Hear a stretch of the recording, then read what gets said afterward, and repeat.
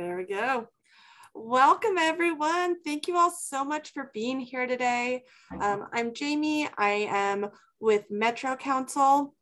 And just to give you a little information about Metro Council, we are the metropolitan group of community mental health centers, so in the whole Kansas City area. And want to thank you all so much for being here. We put on the webinars on the second and fourth Thursdays of the month from 3:30 to 4:30. So thank you all so much for being here today. This is the first one that we are having for 2022. So Becky and Diana, I just want to thank you guys both so much for being here, and wanted to just give you guys a little bit of information about Becky and Diana. So this webinar is going to be talking about caring for yourself and your older adult loved ones. And so just a little bit about Becky. Becky Franklin is a licensed professional counselor and the older adult educator with Tri-County Mental Health Services in Kansas City's Northland. She coordinates the Northland Grand Families program, and her background includes more than 8 years in hospice, where she first became interested in working with older adults and their loved ones. In addition, Becky does have a private practice therapy, has offered private practice therapy services throughout the years, and her passion for helping older adults to age in ways that promote quality of life and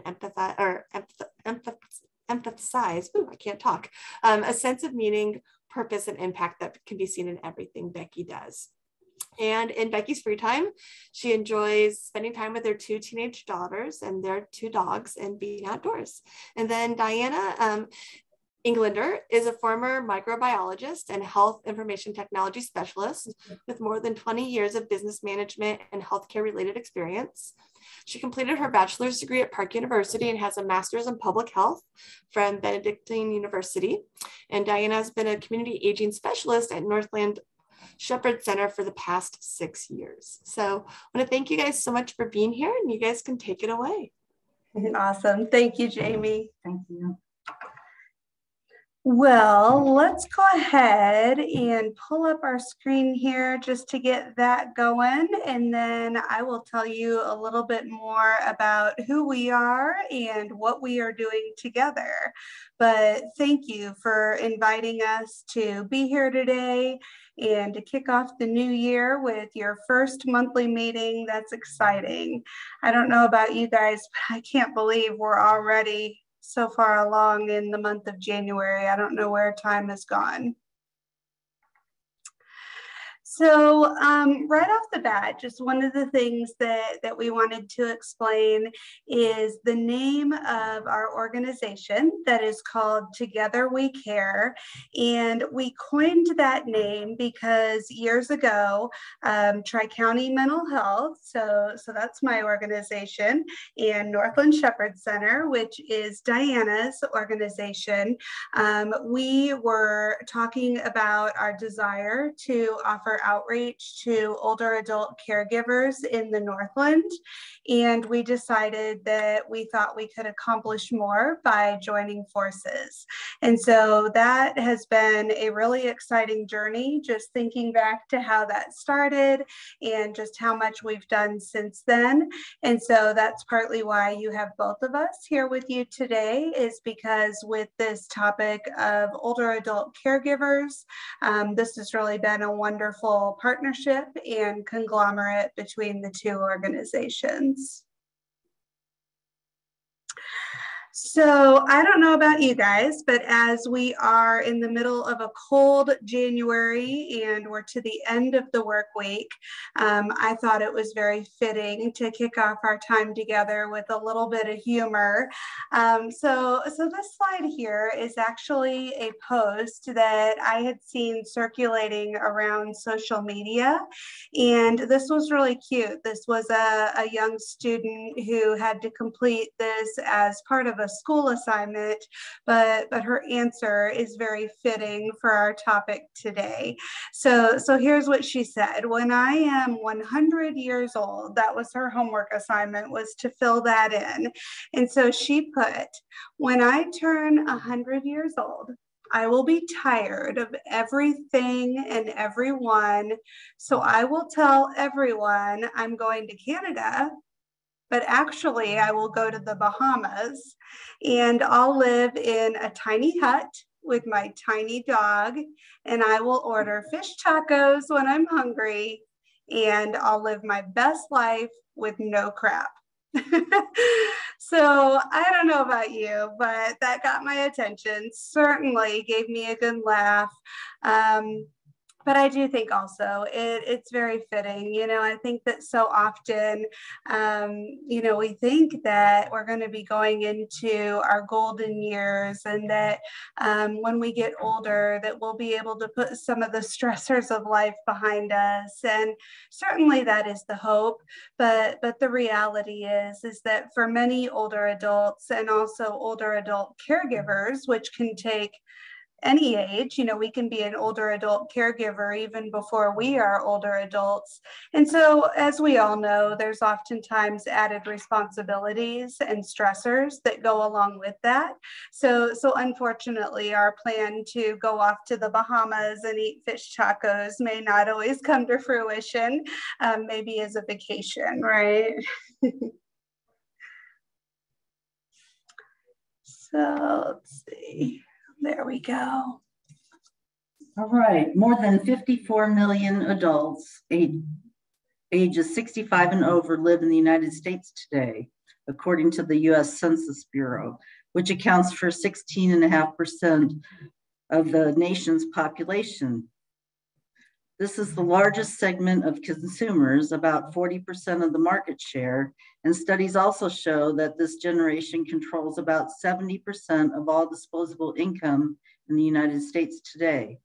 More people are living longer and healthier than ever. Businesses are taking notice. Organizations are increasing focus on support and outreach to older adults in an effort to improve health and wellness even more. Caregivers and those needing care in this generation represent a big economic opportunity.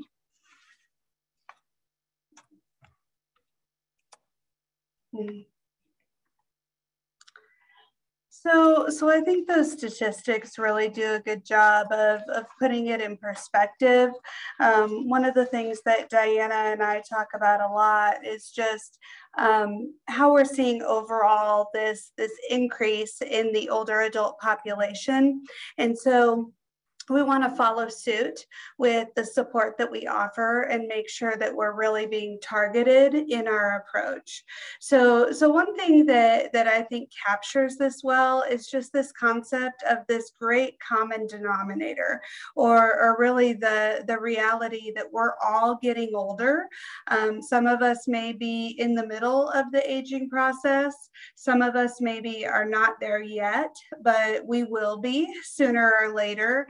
And so why I think that's important is that it puts us in a sense of we're all in this together. Whether we're encountering this now or whether we're encountering this later, this is something that we're all going to be going through. And so hopefully that helps us to approach it with a little more compassion and also empathy. The other thing that Diana and I often notice, one of the things that we lead is a class that's called the Aging Mastery Program, which has curriculum that's put forth by the National Council on Aging. And one of the first classes talks about navigating longer lives. And even though we're living longer, we also want to be living quality of life too. And yet this whole class is focused around the fact that oftentimes when we're going through the aging process, we feel like we're understandably heading into uncharted territory. When you're going into the older adult years, we haven't been there yet, so we're going into it for the first time, and oftentimes we don't feel prepared. There's kind of this general sense of feeling ill-equipped. And with that newness and that uncertainty, it can also make us feel like we're alone or like we're isolated going through that. And so this whole sense of I must be the only one feeling this way is really common. And as a therapist, so I am an LPC, a licensed professional counselor, and I like to take any opportunity that I can to tie in more of a trauma-informed perspective. And so one of those concepts with this trauma-informed approach is drawing from the benefits of shared experience. And so if there's a sense of understanding that even though we're going through difficult times, that we're going through it with other people and we're going through it together, we can oftentimes feel a little bit calmer. We can feel a little more confident. We can even feel a little bit of reassurance, like, okay, I don't have to figure this out alone, but I'm figuring it out with other people too, which is nice. And so that can all be calming. And so I think that's really important, not only for the older adults, but also as caregivers when we're going through it too. Because I don't know how many times we've heard about, gosh, you know, we're going through the aging process and we're trying to take care of an older adult loved one. But when we step into that, we also are wearing many different hats that we didn't necessarily sign on for. So being able to draw from that camaraderie and shared experience can be really helpful with that too. So the next thing here, I had kind of already spoken to a moment ago, but just really highlighting the fact that quality of life matters. And really with that quality of life, we want to look at the distinction between quantity and quality. And so sometimes we might even ask, like, what does this term quality of life really mean? And truthfully, that might be a little bit different to each of us. It isn't cookie cutter. It isn't always just the same thing from one person to the next, but I do think that the nice thing is that there are some common qualities that we can aim for when we're trying to improve quality of life. And several of those are creating a sense of meaning and a sense of purpose. And it's really important to recognize that even as we're growing older, that those things don't go away. And so whether that's in a caregiver role as you're trying to help someone else to cultivate meaning and purpose, or whether it's even firsthand as you're going through the aging process to recognize that even though that may change a little bit, that meaning and purpose are still important, even if it takes different forms.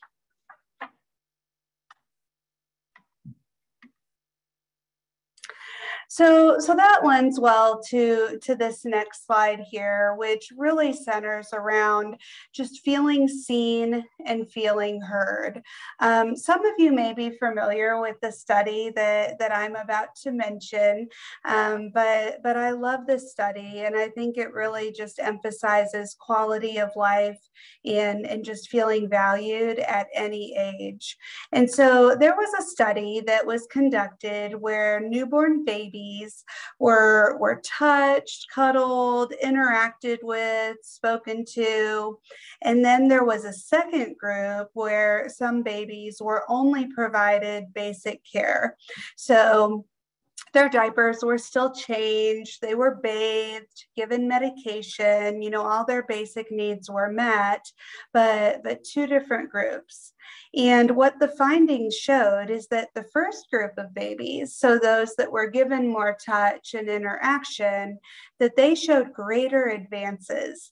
So things like growing faster, they were less irritable, and actually their condition improved a little bit faster, so they were discharged from the hospital sooner. And I don't know about you, but to me, that's pretty powerful to think about, you know, the main variable that was different in each of those groups was this human interaction. And so I think that's really good to remember at any age, not only for little babies that are small and vulnerable, and we can maybe recognize a little more readily why they would need that interaction and care, but that's not something that we outgrow as we get older.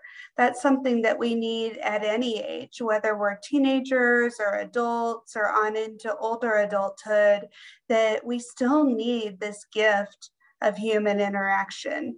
And I use that term intentionally, gift, because I think as caregivers, that's really important to know that even your gift of presence is very, very important. Just seeing that person, validating that they are seen and heard and that they still matter. And that sends a powerful message. So caring for older adults, being a caregiver is hard work. There's feelings of grief and loss and anxiety about the future. And it's important to maintain perspective, being grateful every day for the chance to share it with your loved one. That helps. Gratitude also helps remind us that blessings abound despite the current difficulties. It's important not to give up on your skills or on your loved one's needs. How to respond can be confusing, but taking events in stride decreases caregiver stress and ultimately decreases stress on your loved ones. So I think that it's important to realize that there are difficulties and be open to different ways of working with your loved one so that you can come to a workable agreement.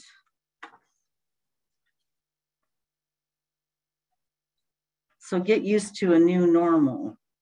Normality continually evolves in caregiver situations.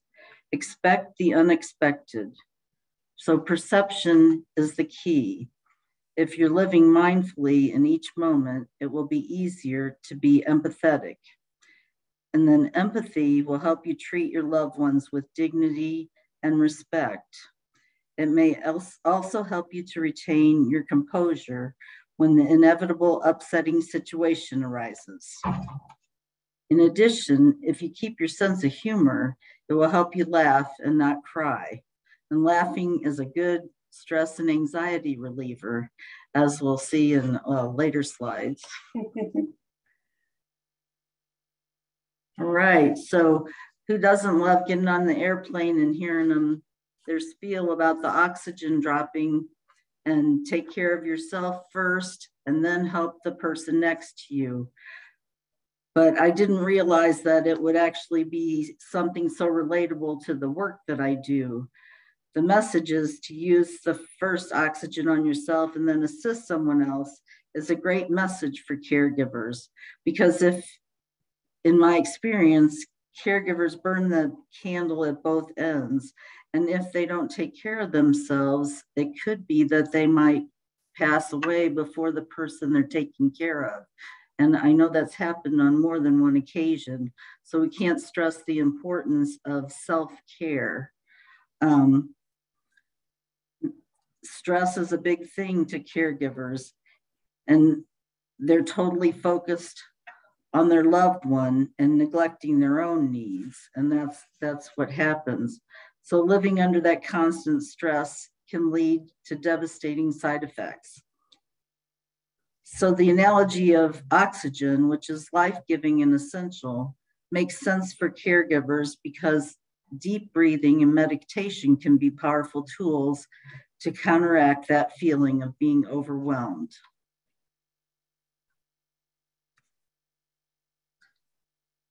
So engaged.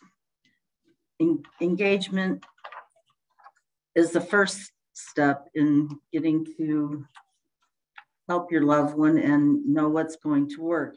I'd like to read a poem called An Old Lady's Poem. And it says, "What do you see, nurses? What do you see? What are you thinking when you're looking at me?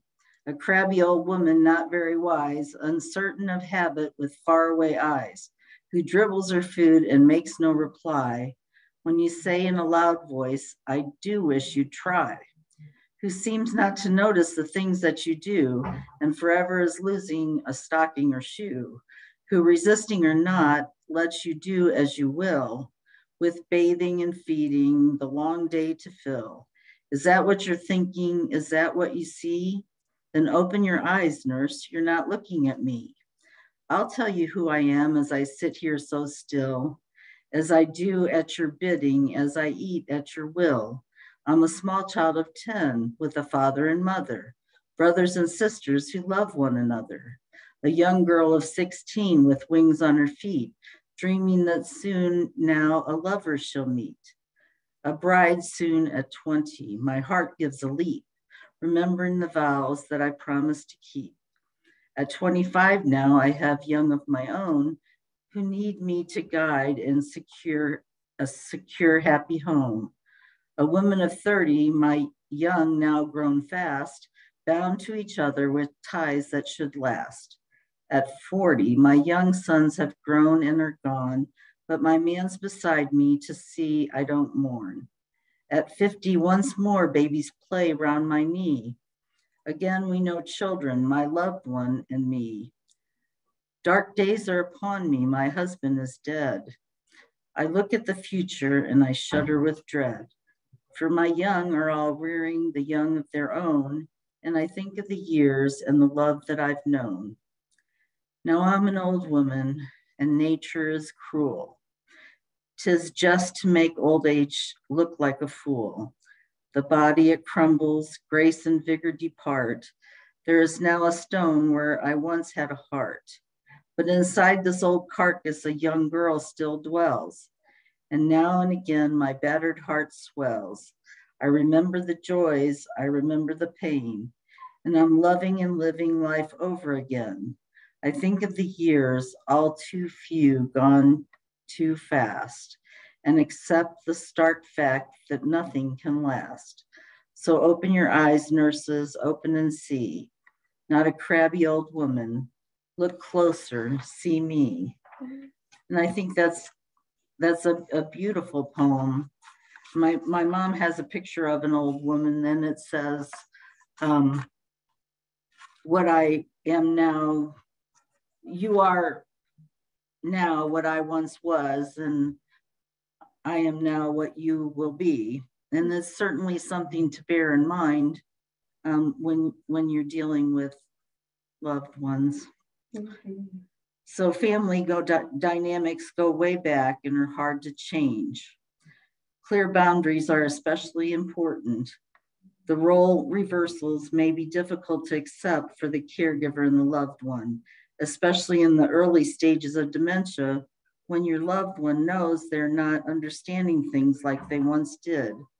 They feel that loss the same as the caregiver feels it for them.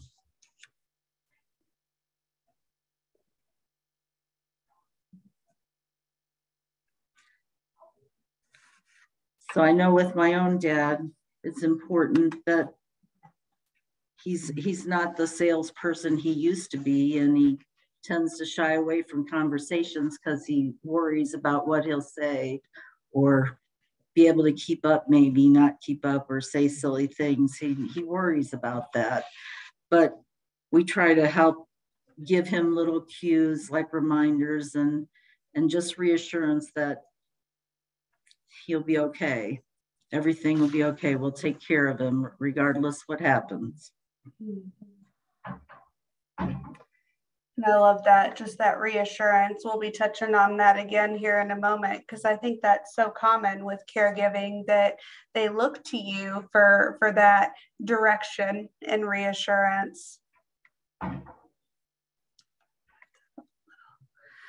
Okay, so the second thing here that we want to touch on together today is the role of coping in being an older adult caregiver. So with coping, that can take a lot of different forms, but overriding all of it, we just want to name the reality that some days are simply better than others, and for both of us, for the patient or the loved one, but also for the caregiver, just that we're both human, and we're both going to have ups and downs, and that may even be within the course of the same day, that there might be some moments that are better than others, and we just wanted to name that to give a little bit of recognition there, that if you are experiencing that, or someone else that you know who is a caregiver is experiencing that is okay, and just to not expect 24/7 perfection, or put a label on that of like, I did good or I did bad, just because there's variability. There's going to be up and down. So with that, it is absolutely okay to reset from time to time, whatever that might look like. If you need to kind of take a step away from each other, or have a little space just to breathe, but just to recognize that both of you are going to have good days and bad days. And that can also be helpful with depersonalizing some of that too, so that if there is something that happens, that you're not as quick to maybe read into that. Also with coping, routine and structure are so very important. And again, we may think of this with children. We may think of this at a younger point in our lifespan, but really this is another quality that truly is important at any age. And so this doesn't mean that we have to be super regimented or rigid, that every single minute has to be accounted for, but we do want to have just kind of a general overall flow that is going to give some order and some routine. So I put a couple of examples here just to maybe bring this to life a little bit. First off, if maybe you're a caregiver and your loved one is not living in the home with you, you could set certain expectations on days or times of day that you're going to come to visit. And that doesn't mean that there can't be exceptions to that rule, that if you wanted to pop in at an additional time, that's fine. But at least you're kind of setting a base expectation for days that you're going to be there. And with that, something that we hear quite a bit is caregivers may choose to pair those visits with a certain task that their loved one is needing help with. So like, for instance, if they're still living in their home and living independently, maybe one of those visits would include taking the trash out. So maybe it's on trash day that you're kind of consolidating doing a practical task with also weaving in a social visit during that time too. This can also be a sense of routine, even if your loved one is living in the home with you. So maybe something like just setting an expectation that we will both have quiet time after lunch just to rest. And that could be something that's beneficial for both of you. And ironically, sometimes by wording it that way and saying we both will take a moment of rest after lunch, it may actually set that expectation for your loved one and even give permission. You know, sometimes they might be tired, but they may not always want to admit that they need to slow down and rest. And so if you set that expectation for both of you, sometimes it can give them permission to do that too. And then just underneath that, with routine and structure, a couple of things that we think are really important. One is just trying to show respect and dignity for your loved one by including them whenever possible in making decisions.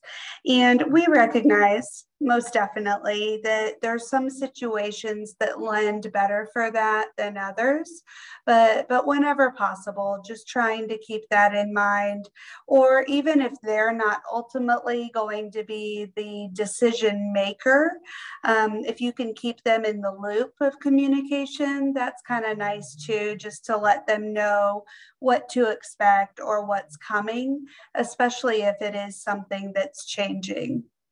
A couple of practical things that might help with that, if you are able to include them in making decisions. Cognitively, it may be that your loved one is doing better during certain times of day. So maybe thinking more clearly or more lucid or just more active. And so trying to aim for those times of day if you are needing to have a more serious conversation. And that can also go with any kind of outings. So if you do have a doctor's appointment, or if you would like to take them out to lunch, or planning to meet up with someone, whenever possible, trying to plan that for a time of day that's generally their stronger time of day, if that's the case with your loved one. And then I just really liked this quote here. I thought that it really captured what we're talking about with this sense of control with our loved ones. So as someone loses control over their physical abilities, independence, or cognitive abilities, their world becomes filled with more and more unknowns. That's why having a regular daily routine helps both the seniors and the caregivers. And so I think that just captures it really well. You know, all of us like to have autonomy and like to have independence. And as we're getting older, there's a lot of things that are changing. Some change gradually, some change a little bit faster. And so having a caregiver that recognizes that it is important, even in the midst of those changes, to still have some small things that give us a corner of control, even in the midst of all of those changes, can be really helpful.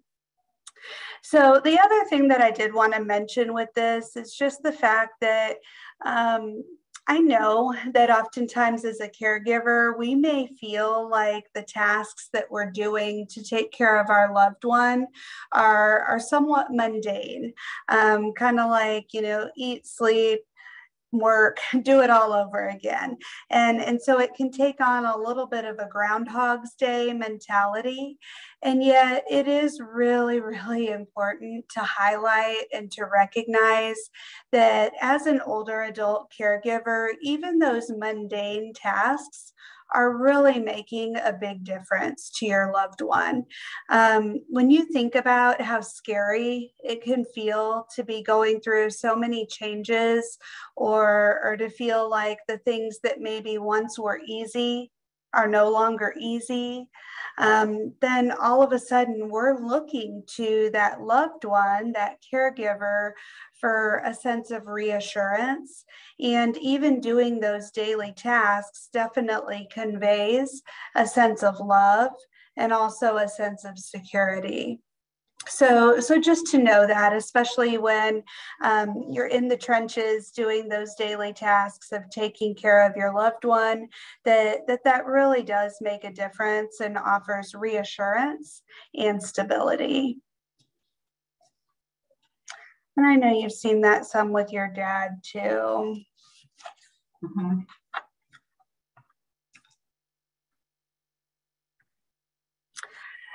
So this third category is showing caring as an older adult caregiver. And this concept of caring too can take many different forms.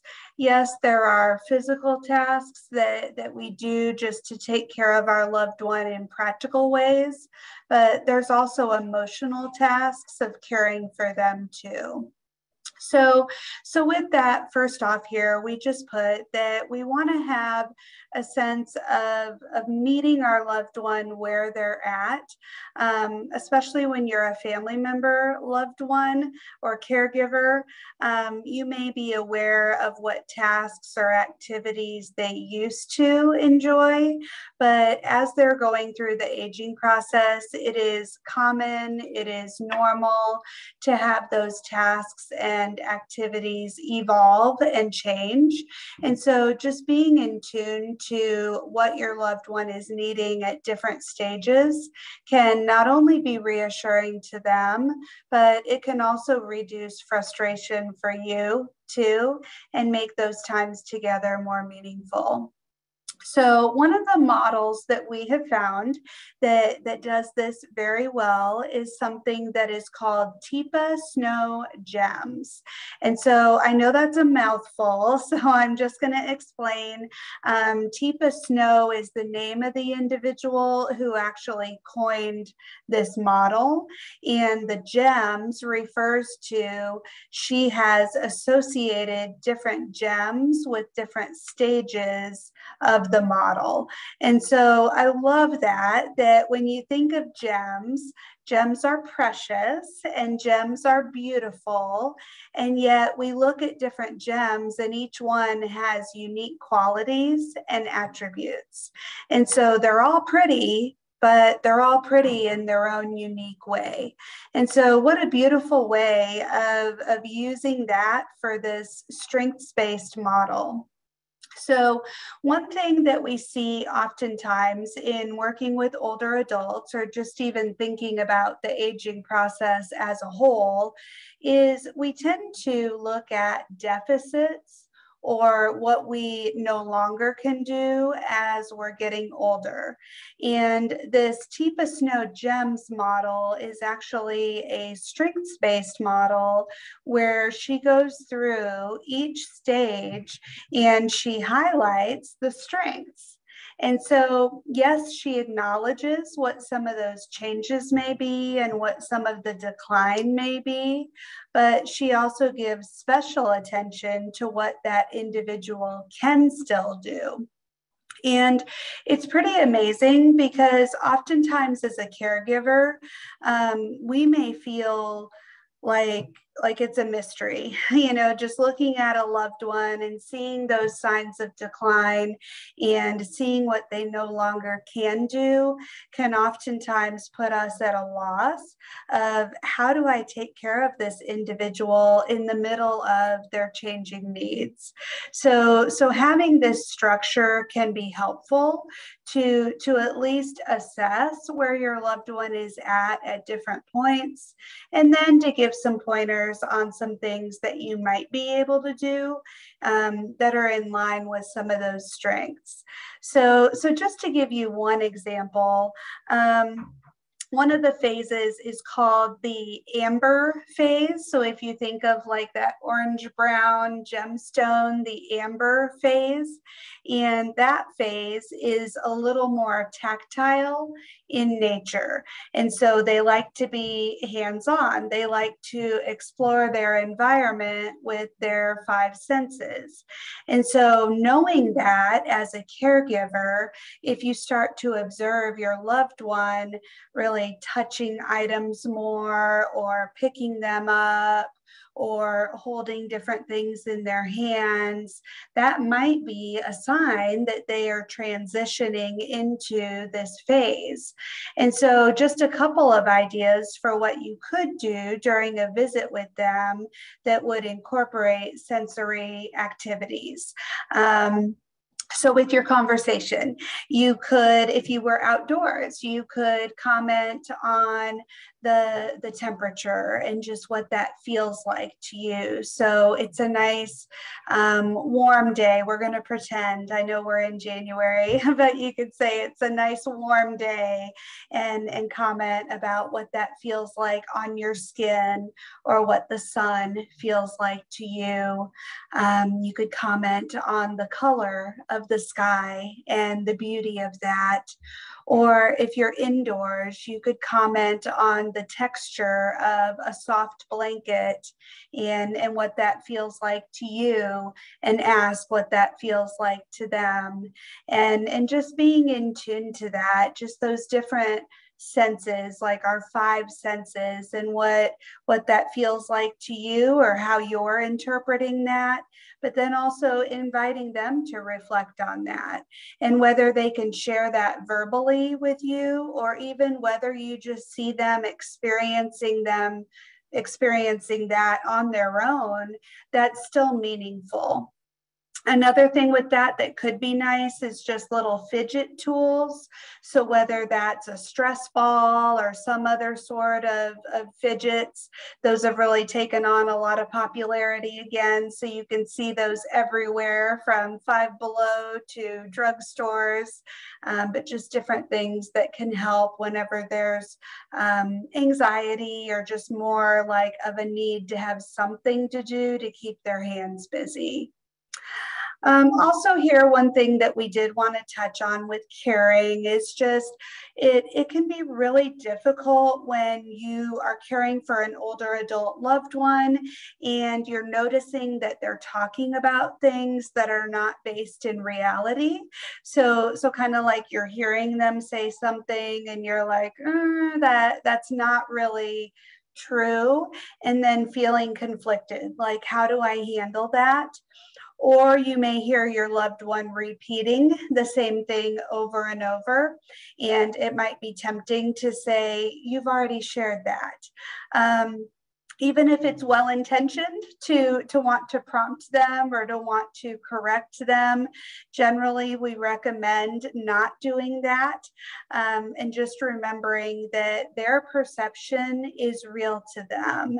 And so sometimes even well-intentioned reorientation to reality can be troubling to them. Either it prompts a sense of embarrassment, or they might feel defensive. They might come back and try to prove that their point of view is in fact accurate, or it just simply highlights kind of a power struggle between the caregiver and the loved one. So unless it's a safety issue, we generally recommend just not reorienting or correcting in those moments, but instead sometimes just paying attention. Are there emotional cues that are maybe going on behind that? So like, for instance, if they're asking for a person repeatedly, and if that person either is not there, so maybe they live out of state, but that the loved one isn't remembering that, or sometimes sadly it's an individual who has passed away and they no longer remember that.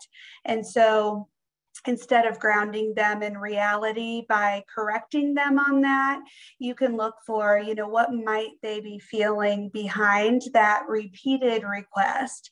And so oftentimes with that, it can be a longing for security or familiarity, or just not wanting to feel alone. And so just reassuring them, I'm here, Mom, I'm here with you, or you're not alone, or you're safe, or even just asking them, do you need something? I'd be glad to get it for you. Do you need something? So those are some practical examples of tuning into the emotion behind their message. So to wrap up this slide, we just wanted to highlight a neat quote by Tipa Snow. She says, just like gems, each person is precious, valuable, and unique, and given the right setting and care, they can shine. And I think that's a beautiful way of looking at our loved ones, that at any season and any stage, we want to look for ways to make them shine. So here we wanted to share just a little bit about an activity that we have offered together with caregivers and their loved ones. I don't know if any of you are familiar with this or if you've had the opportunity to try it out, but if you haven't, we highly recommend it. It's really fun, really enjoyable, but it's called laughter yoga. And here we have a picture of a couple of individuals who have led this class for us in the past. This is Deborah Schaus and her husband. And laughter yoga is usually conducted as a group, and you come together and the class is guided through a series of activities that is based on creating more contrived laughter. So telling you which sounds to make or how to shape your mouth, or pretending like you're doing different activities that create a laughter type of sound. And studies have actually shown that even contrived laughter creates these feel-good hormones called endorphins, just like genuine laughter. And one of the things that's really neat is that oftentimes the contrived laughter feels kind of silly or feels kind of awkward. And so oftentimes that ends up leading to genuine laughter throughout that process. So it's a really neat activity and something that lends well to all different activity levels. So that's kind of nice too. Also, Deborah Schaus is just an amazing woman and pretty inspiring as a caregiver herself. She had previously cared for her older adult mother, and after her mom's passing over the course of that, has written 2 different books and continues to be really active in the caregiver community. And so I wanted to share with you a quote from one of her books, because I just think that personally it helps us to connect with this a little bit differently. So here's her words. Being present and appreciative were 2 of my goals when I spent time with my mom in her later years. One moment I felt connected, holding mom's hand, sitting right next to her while pointing out interesting pictures in a magazine. And then the next moment, her head would be lowered, her energy drained, and I felt alone and sad. But of course, I wasn't alone. I was right next to my mother, still holding her hand. My task was to enjoy that quiet minute as much as the time that mom was interacting with me. And I think that's a beautiful tie-in with the concept that Diana was mentioning earlier too, with mindfulness and just the reality that as a caregiver, even though it's challenging, part of what can also help us through that process is trying to really appreciate each and every moment, because that's very transient. And so one moment may be very special and very meaningful, but then also to recognize that beautiful feeling may not last, that the next moment might be like here, prompted by a feeling of sadness or loneliness, or maybe it's a moment where your loved one is having a hard time with doing a task, and so maybe they're a little more argumentative or there's tension between you. And so just to recognize that we really want to try to appreciate and be present in each of those moments. So safety concerns. How do you know when it's time to intervene or go to the next level of care? And typically at the assisted living places, they'll ask, is your loved one able to leave the house unassisted if there was a fire? And they must be able to get out of there in order to live on that level of care. And so other considerations are, would they touch a hot stove or leave the stove on and unattended? Has there been health decline, injury? How's their emotional health? And what kind of support system do they have? In my work at Northland Shepherd Center, I've worked with many caregivers who struggled with the question about their loved one needing more care than they can offer at home. They have a lot of guilt, and there's a sadness and devastation trying to make that decision. But ultimately, there may come a time when, for safety's sake, either the caregiver or their loved one, that decision needs to be made that they might need to be put into a facility of some sort. It's important to consider avoiding illness or injury for both parties, yourself and your loved one. Another perspective is to consider that either option may not be 100% ideal. If they stay at home, is there increased tension or awkwardness alongside of safety concerns? And even though they likely will have to make adjustments in the move, there are comforts found through familiar items or visits with loved ones. And sometimes by confronting the reality that neither option is perfect, we can take a little pressure off and make the right decision. We're simply trying to make the best of a hard situation. And I've seen husband and wife. There was one lady who was married for 60 years and they were going to celebrate their anniversary. And she said, I asked her how she felt about that. And she said she was sad because her husband didn't remember who she was anymore. And shortly after their anniversary, then she did have to put him into a place, and he didn't live very long after that. So being a caregiver is just tough. Mm-hmm. So the Together We Care Caregiver Support Group is here to help. Becky and I publish online newsletters monthly, and we started a caring cafe in June of 2021. And that cafe meets at Northland Shepherd Center on the third Wednesday of each month from 2 to 4. We have an activity, and it's just a safe place for caregivers to go with their loved ones and just do an activity and talk to others in similar situations. Or if the caregiver just wants to go alone, or a previous caregiver, everyone, any of the above, are more than welcome to join us.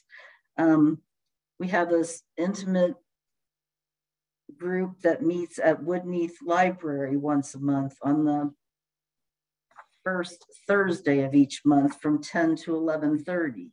And that's really an awesome experience for a lot of people to get one-on-one therapy with Becky and with other caregivers, and you get strength from the group as much as individually.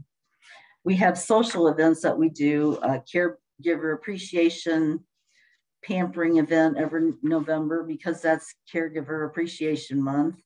And the last 5 or 6 years, we've had a Together We Care team supporting the Alzheimer's Association's walk. We participate in the Liberty Walk, and that's every fall. So be on the lookout. We appreciate your support. I think that's about. Yeah. So I did see a couple of comments trickle in as we were talking through. So one thing that I saw for the most recent comment was a question: how can you get on our mailing list to receive the newsletters? So we would love to add anyone who is interested in receiving our newsletters or updates on upcoming events. So here in a moment, I'll put a slide up with our contact information, and you are welcome to reach out. You can email or call either myself or Diana, and either one of us would be more than happy to add you to our list. So that's great. And Jan, thank you very much for putting a link to the poem up there too. That's great. One other handout that we're also going to send over for you guys afterwards, just so you can have it as a point of reference if you're interested, is a more comprehensive look at that Tipa Snows Gems model. So we'll be sending over a PDF for that too.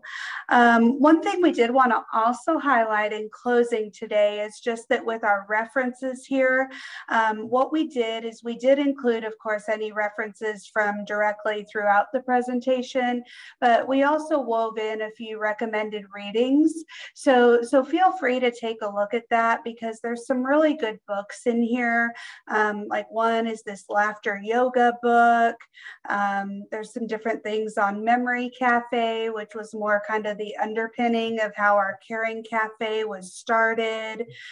This 36-hour day is a wonderful book for anyone caring for someone with Alzheimer's or dementia. These two books down here are by Deborah Schaus. So just we encourage you to take a look at that. So we did want to just ask you a couple of questions as food for thought as we're wrapping up today. And of course, just in addition to this, we would love to hear any thoughts or questions that you have in general, so not limited to this. But just we wanted to ask you, in your opinion, what are some of the obstacles that you think are most difficult for caregivers to overcome? And then also the flip side, what are some of the potential joys and benefits of caring for an older adult loved one? So when we are doing the Aging Mastery Program for caregivers, one of the things that we talk about in our first meeting is reflecting on both the joys and burdens of caregiving. And so these questions kind of tie in with that, but we wanted to hear from your perspective, what are some of the things that you think of? But like I said, don't feel like you have to limit it to that. We'd love to also just take this opportunity with the remainder of our time to answer any questions or thoughts that you have.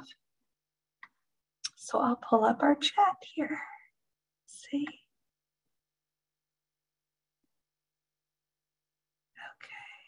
Okay, yeah. So, okay, so one question here. Do you find adult children who are caregivers attending your events? Yes. Definitely.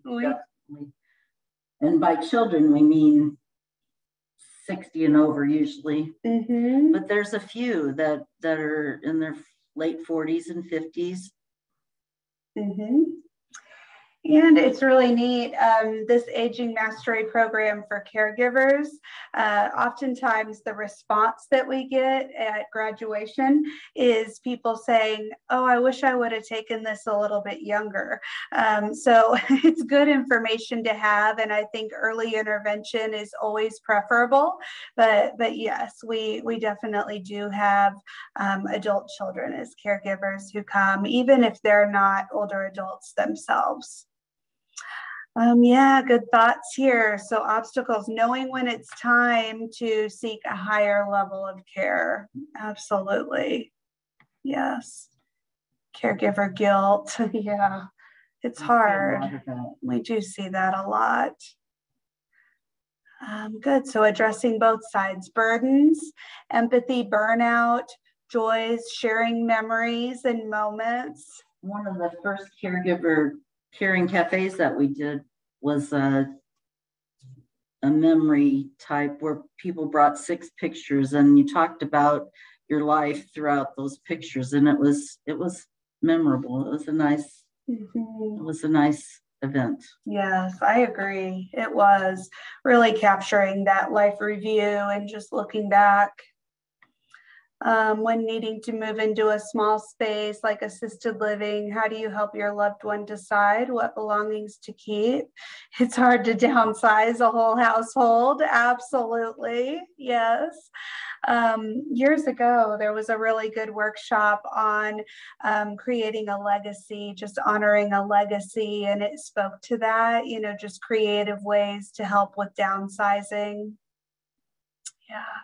Yes, there will be a recording of this whole program available. Good question. And we can also send over a copy if that would be helpful of the actual PowerPoint. Dealing with paranoia that the older adult has. Yes. An obstacle, balancing, caregiving, working my job, seeing my own children, grandchildren, and yet still participating with friendships, church. Yes, so very true. It's a hard juggling act. Kudos to you for still trying to hold on to your own activities that are meaningful to you, because sometimes those are the first to go. So that's really good. Mm-hmm. What was the name of the gem reference? Tipa Snow's Gems is the name of her model. And if you Google Tipa Snow, there's all kinds of things that she has out there. Mm-hmm. And it's Tipa, Teepa, and then last name Snow, Snow. Obstacles, two things that are variations of the same thing: deciding when an adult is no longer safe to drive, yep, taking the keys away, or not safe to live in their own home. Yeah, time to move to another facility. Yeah. It is. And like Diana alluded to with that, you know, I think partly what makes it hard with those is like it carries so much emotion. And really when you think about like the underlying theme, it's giving up big parts of that independence and that autonomy. So both of those feel like pretty big turning points. Yeah, caring for my dad prior to his passing gave me a chance to get close to him, as I never had that chance before in my childhood. Wonderful. So yeah, touching on one of the joys, one of the blessings of caregiving. It's great. Another joy here, giving back to the people who raised me so well with so much care. Yeah, we hear that too. You know, it's a great way to honor them. Memories and history of our family. The older I get, the more I enjoy those memories myself. Mm-hmm. Amen to that. I know. And you learn to appreciate them, the little things. Yeah. The joy I get out of caring for my mother is that I love developing the relationship Mom and I have. We have grown closer. We're making memories will last our lifetimes. Right. Yeah, you still can grow no matter how old you are. Mm-hmm. It's neat. Yeah, it's humbling when we need help with things that we didn't need help with before, but it also cultivates even more trust and a closeness in that vulnerability. So kind of a double-edged sword there, but good to see the silver lining. What's a good approach to communicate regarding moving to a new geographical location to be closer to family? Yeah. The Deborah Schaus book, Caring in the Land of Dementia, I think talks about how they made that decision with her parents. It's an excellent, easy read. It is an easy read. That's a good way of describing it. And I think too, just helping them to understand that you're honoring them and their roots in where they had lived, but also explaining to them some of the advantages that you're seeing to the move can be beneficial. Joys, more time to slow down and hearing all their stories, even ones you never heard before. And those are awesome. Yeah, my dad and my elderly aunt, his sister, I've been hearing lots of things about family I didn't know we had. So neat. I hate to interrupt, but I want to acknowledge that the time that we had set is past. And while people, as far as I'm concerned, can stay on and chat a little bit if they want afterwards, I do kind of want to end up with a thank you for both of you, Diana and Becky. Great, touching program. We'll be doing another webinar in a couple weeks on the 10th. We are going to have, has anybody seen those billboards around town? From time to time, you'll look up and there's a sign that says something like, "You are enough," or you are valuable, or things like that. And the woman who is responsible for that is a young lady. I met her several months ago, who is doing really important work, and it's related to mental health. It's almost like community mental health.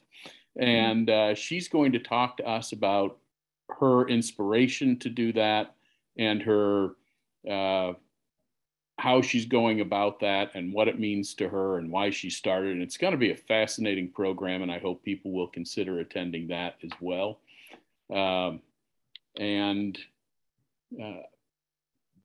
Thank you for participating in this. The Metro Council really appreciates this is our way of kind of keeping our momentum, since we've had trouble with our regular seminar in May, our regular conference, which we're still hoping to get back to.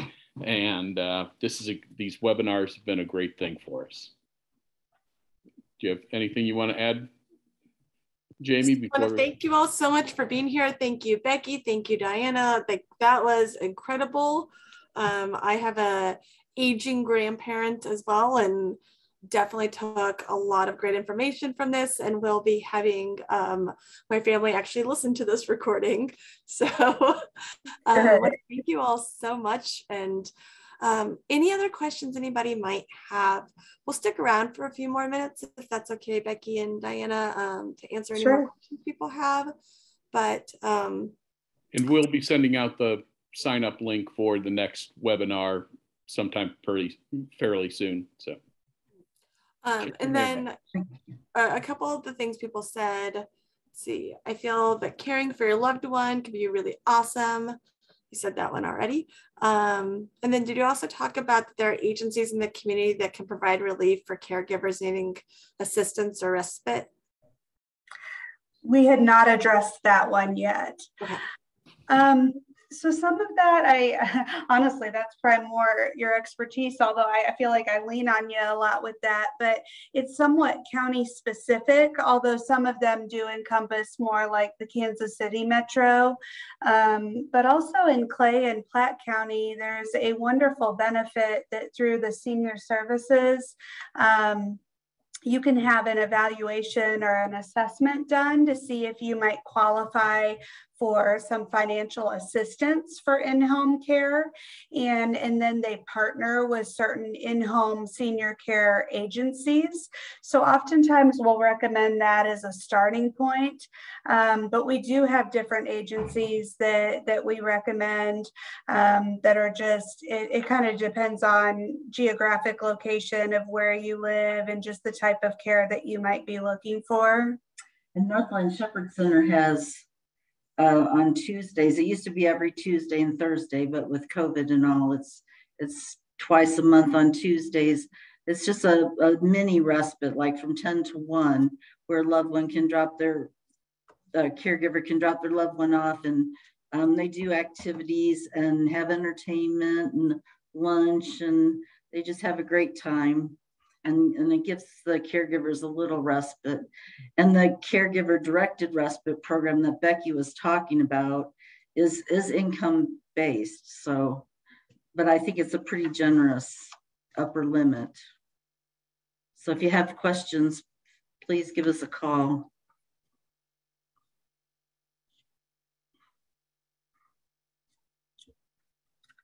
And it looks like Catherine, you raised your hand. Trying to see if there was a comment.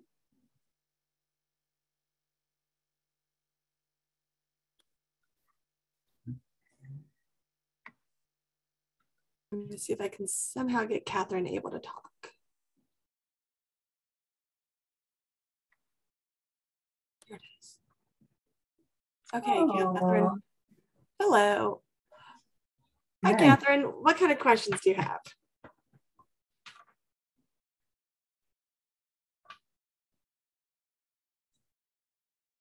I think you're muted, Catherine. Mm-hmm.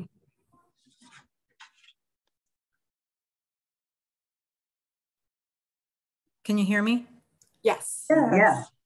So my dad was a veteran, and because he, it was very difficult for me to care for him. So what they gave me applying through the VA, they gave me like 6 hours a day, 5 days a week. It didn't cost us anything. And he didn't retire from the service or anything like that. He just was in the service for about 3 years, but they did provide us with 6 hours a day. And I know that for like Kansas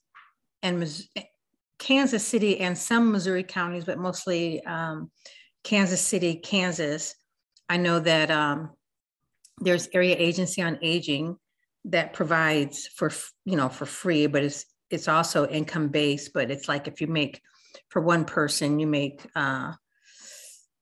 somewhere like $2,800 a month. I think it's probably about, you pay 10%, but they offer home care services, homemaking services, respite. I mean, things like that, that is of no charge or a small fee. So these are just my experience with things. So I know that that really helped me out to kind of give me a break from my dad. I mean, I love them to pieces, but there were times when he was very trying. Yeah. You're human. That's important. Yes. It is. It really is. Yeah, that's great. Thank you for sharing that, Catherine, because yes, there's a lot of unique benefits available through the VA benefits. So that's really good. Thank you. Glad you connected. Yes. Thank you. It was great hearing, what you guys had to say about it. It was nice. I appreciate you. Thank you. You're welcome. And Jennifer, I know you had a question also, so hold on one second.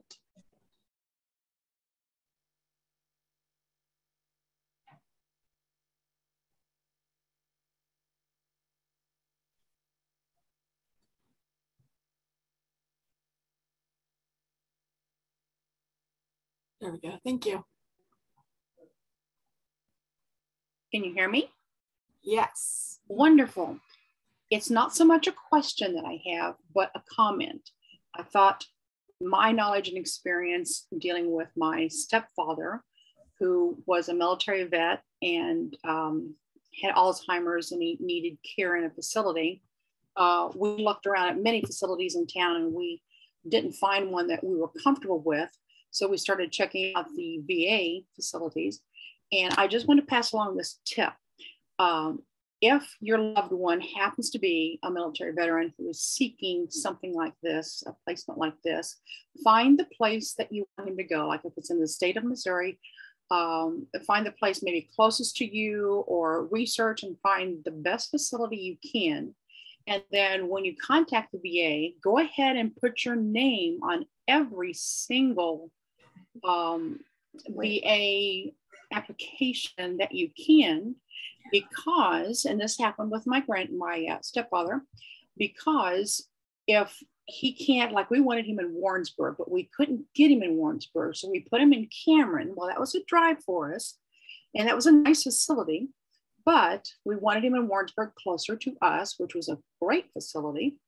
And so what they tell us then is that once your name is on the list and you go to a facility like Cameron, then you have the next right to be transferred. Whereas if you kept your name just on the old roster, you would not get in as quickly as if you were already in a VA facility and got a transfer. Am I making sense at all? If not, help me out, Becky. Yeah, I think that's great. That's great words of wisdom. Yes, it's just really so very important. It can just save you a lot of trouble and heartache and expense. Yes. And thanks, Diana and Becky. You guys just did an excellent presentation. This Metro Council, I've never heard of you, and I'm so glad that I did. I want to attend your other webinars. This is just an excellent format. I'm really impressed. And like I say, girls, you did a wonderful job. And I'm part of the Together We Care group. And let me just put a pitch in for that. It is a wonderful group. It helps me so much. I'm a part-time caregiver for my mother, and there are times when I get worn out, and to be able to go to the group and, one, get ideas for how to be helpful, two, be able to attend events like Caring Cafe, and three, get pampering and you know, kind of like you were talking about earlier. I'm in the same boat with other people, and many times just, you know, being in the same boat, you can share your experiences and then you feel better. And so it's just a wonderful program. I would love to invite everyone to attend at least once or twice. Thank you. That's all. You can cut me off now. They know, the girls know. Thank you, Jennifer. We appreciate you. Well, I appreciate you guys. And Metro Council now too. I'm so glad to know about you. It's a good connection. Mm-hmm. Okay, any other questions anybody might have? One thing that I just wanted to highlight from some of the different comments, Robin had put earlier in the comments, like alluding to how that support is so important as a caregiver, because otherwise you can kind of feel like you're so wrapped up in being a caregiver that you kind of lose those other parts of who you are. And I think that's really key. I think that's really good and very well said, because, you know, just when there's like 24/7 never-ending tasks that you could be doing, it can be challenging to see outside of that role, but it is so very important to stay connected to other things, but oftentimes we need support and respite in order to be able to achieve that. So just all those pieces of the puzzle fit together. But yeah, I just wanted to highlight that comment because I couldn't agree more. I think just staying tapped into different parts of your identity aside from being a caregiver is really important. Moderation is, if possible. Yeah. Goodness. Well, thank you. So many good comments, so many good questions, and thank you for inviting us. We enjoyed being here. Thank you guys so much again for being here, and have a wonderful rest of your day. Thank you. You too. Stay warm, everyone. Yes. Bye. Bye-bye.